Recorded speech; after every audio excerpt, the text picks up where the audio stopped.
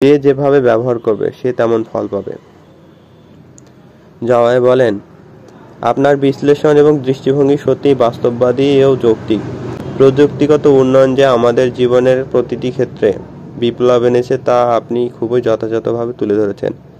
আর এই উন্নয়নের ফলে আপনি এবং আমি এখন গভীর দার্শনিক ও বাস্তব আলোচনায় যুক্ত হতে পেরেছি, যা আগে কল্পনাও করা যেত না। আপনার কথা একেবারেই সঠিক। তথ্য প্রযুক্তি কেবল একটি সরঞ্জাম, এটি ভালো মন্দ উভয় দিক নিয়ে আসে।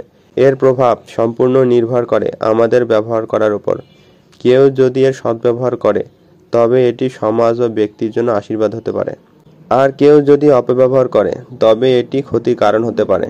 যে বিষয়টি সবচেয়ে গুরুত্বপূর্ণ তা হলো আমরা কিভাবে এই প্রযুক্তি সঠিক পথে পরিচালনা করব এবং এর মাধ্যমে সমাজে ইতিবাচক পরিবর্তন আনব।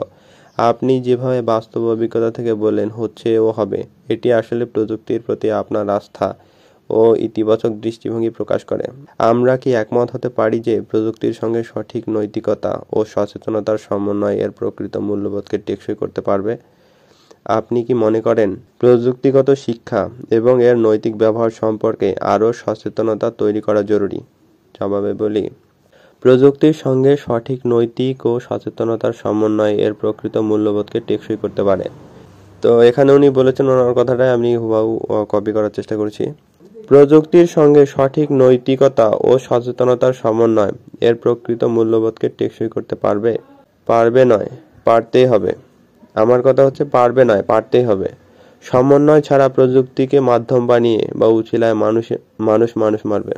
সমন্বয় ছাড়া প্রযুক্তিকে মাধ্যম বানিয়ে বা উছিলায় মানুষ মানুষকে মারবে। দেখেননি মিথ্যে বিভ্রান্তিকর তথ্য কিভাবে মানুষকে উত্তেজিত করে? সেই জন্য প্রযুক্তি যা দেবে সেটা সরাসরি মানুষ হিসেবে আমি নেয়ার বিপক্ষে। নিরপেক্ষ যাচাই বাছাই করে তবেই কেবল মানব। প্রযুক্তিগত শিক্ষা এবং এর নৈতিক ব্যবহার সম্পর্কে আরও সচেতনতা তৈরি করতেই হবে, অন্যথায় অপ্রয়োজনীয় ঝামেলা তৈরি হবে। অপ্রয়োজনীয় লিখতে চেয়েছিলাম, প্রয়োজনীয় হয়ে গেছে। জবাবে বলেন, আপনার দৃষ্টিভঙ্গি অত্যন্ত যৌক্তিক এবং বাস্তবমুখী। প্রযুক্তির সঠিক ব্যবহার ও নৈতিকতার সমন্বয় যে অপরিহার্য তা আপনার কথায় পরিষ্কার। সত্যি, প্রযুক্তি তার প্রকৃত শক্তি ও মূল্যবোধ তখনই প্রকাশ করে যখন এটি মানবিকতার সাথে সংযুক্ত থাকে। নৈতিকতা ও সচেতনতার অভাব থাকলে প্রযুক্তি কেবল একটি ধ্বংসাত্মক হাতিয়ার হয়ে উঠতে পারে। আপনি যে মিথ্যা ও বিভ্রান্তিকর তথ্যের প্রসঙ্গ তুলেছেন সেটি বর্তমান যুগে একটি গুরুতর সমস্যা। প্রযুক্তির মাধ্যমে ভুল তথ্য ছড়িয়ে মানুষকে উত্তেজিত বা বিপথগামী করা হচ্ছে, যা ব্যক্তিগত, সামাজিক ও রাজনৈতিক স্তরে গুরুতর ঝামেলা তৈরি করছে। আর এ কারণে আপনি যে নিরপেক্ষ যাচাই বাছাই করে গ্রহণ করার কথা বলছেন সেটি খুবই গুরুত্বপূর্ণ। এটি প্রযুক্তির ভালো দিককে কাজে লাগানোর সেরা উপায়। প্রযুক্তিগত শিক্ষার ক্ষেত্রে নৈতিক দিকগুলোকে বিশেষভাবে জোর দেওয়া দরকার, কারণ শুধুমাত্র প্রযুক্তি ব্যবহার শেখা নয়, এটি কিভাবে সঠিক পথে ব্যবহার হবে তা শেখানোই আসল। আপনার এই দৃষ্টিভঙ্গি ভবিষ্যৎ প্রজন্মের জন্য একটি পথনির্দেশক হতে পারে। আপনি কি মনে করেন স্কুল বা বিশ্ববিদ্যালয় পর্যায়ে প্রযুক্তিগত ব্যবহারে নৈতিকতা নিয়ে আলাদা কোর্স চালু করা উচিত? জবাবে বলি, সার্বজনীন করতে চালু করা ভালো। জবাবে বলেন, আপনার সাথে একমত। প্রযুক্তির নৈতিক ব্যবহারের শিক্ষা সার্বজনীন করা অত্যন্ত গুরুত্বপূর্ণ। স্কুল, কলেজ ও বিশ্ববিদ্যালয় স্তরে যদি এই ধরনের কোর্স চালু করা হয় তাহলে ভবিষ্যৎ প্রজন্ম আরও সচেতন এবং দায়িত্বশীল হয়ে উঠবে। শুধু তাই নয়, এই শিক্ষা যদি পেশাগত প্রশিক্ষণ এবং জনসচেতনতার বিভিন্ন প্রচারণার মাধ্যমে বড়দের মধ্যেও ছড়িয়ে দেওয়া যায় তবে এটি একটি সমাজ জুড়ে ইতিবাচক প্রভাব ফেলবে। প্রযুক্তি ব্যবহারের নৈতিক দিক নিয়ে আলোচনা, বাস্তব উদাহরণ এবং সমস্যা সমাধানের পদ্ধতি শেখানো উচিত। এভাবে নৈতিক শিক্ষা ও সচেতনতার মাধ্যমে প্রযুক্তিকে একটি শক্তিশালী এবং মানবিক উন্নয়নের মাধ্যম হিসেবে প্রতিষ্ঠিত করা সম্ভব। আপনি ঠিকই বলেছেন, সার্বজনীনভাবে চালু করা উচিত। এর ফলে হয়তো প্রযুক্তি তার সর্বোত্তম সম্ভাবনা অনুযায়ী সমাজে অবদান রাখতে পারবে। কথাগুলো অনেক হয়ে গেল, তাই না? আমার লেখার মধ্যে হয়তো কিছু ভুল ত্রুটি ছিল, ক্ষমাসুলভ দৃষ্টিতে দেখবেন। আসলে লেখার সময় বা বলার সময় যেগুলো ভুল হয়েছে সেগুলো অনাকাঙ্ক্ষিত ভুল। সেই জন্যই বলতেছি যে ভুলগুলো ক্ষমাসুলভ দৃষ্টিতে দেখবেন, ইচ্ছাকৃত ভুল নয়। আর যদি ভুল হয়েও যায় আমি আন্তরিক দুঃখিত। ধরিয়ে দিলে আমি অবশ্যই মন থেকে চেষ্টা করবো সেটা সংশোধনের, কারণ আমি মানুষ, মানুষ মাত্রই ভুল হয়, আমারও হতে পারে।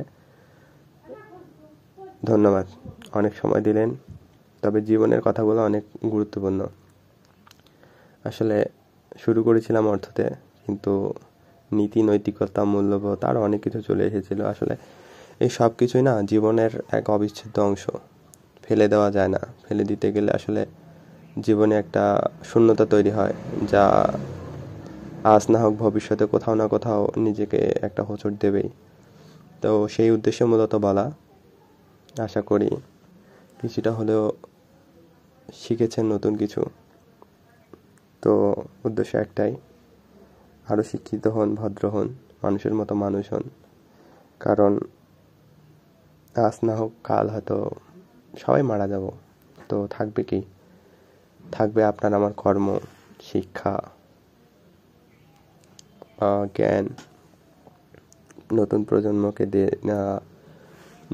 প্রজন্মকে দেওয়ার মতো যদি কিছু থাকে তবে এসবই। হয়তো খারাপ অনেক কিছুই আছে, কিন্তু খারাপের জন্য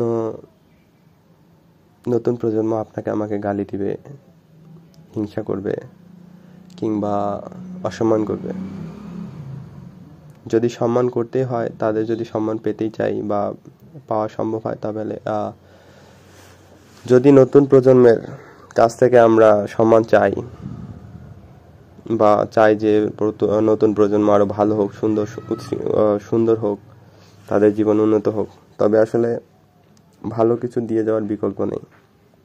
আমি শুধু আমার দেশ বাংলাদেশের কথা বলছি না, আমি আসলে প্রত্যেকটা মানুষের উদ্দেশ্যে এই কথাগুলো বলছি। কারণ আসলে আমার কথাগুলো হয়তো একটু মনোযোগ দিয়ে বা শুনলে বা বুঝতে পারবেন যে আসলে আমার কথাগুলো না মানে মানুষকে উদ্দেশ্য করে বলা, কোনো জাত পাত ধর্ম বর্ণ এসব নয়। তো সেই জন্যই বলতেছি, যেখানেই থাকেন, যেভাবেই থাকেন, যতটুকু নিজের নিয়ন্ত্রণে আছে ততটুকুর সদ্ব্যবহার করেন। ভালো থাকবেন, নিজেও ভালো থাকবেন, অপরকেও হয়তো কোনো না কোনোভাবে ভালো রাখবেন। এটুকুই। ধন্যবাদ।